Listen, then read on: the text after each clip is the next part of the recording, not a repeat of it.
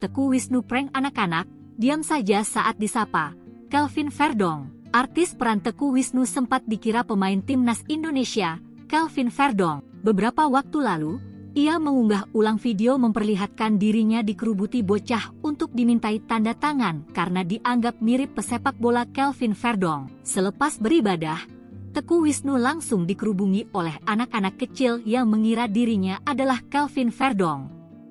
Terus ada teman-teman dia bilang, "Verdong nih, Verdong," gitu terusnya. Hal yang membuat Teguh Wisnu tak habis pikir adalah anak-anak itu meminta tanda tangan dirinya. Akhirnya mereka minta tanda tangan dan bilang, "Makasih ya, Mas Verdong," katanya sambil tertawa. Video itu diabadikan oleh sahabatnya, dan Teguh Wisnu sengaja meladeni anak-anak itu untuk sekedar bersenda gurau.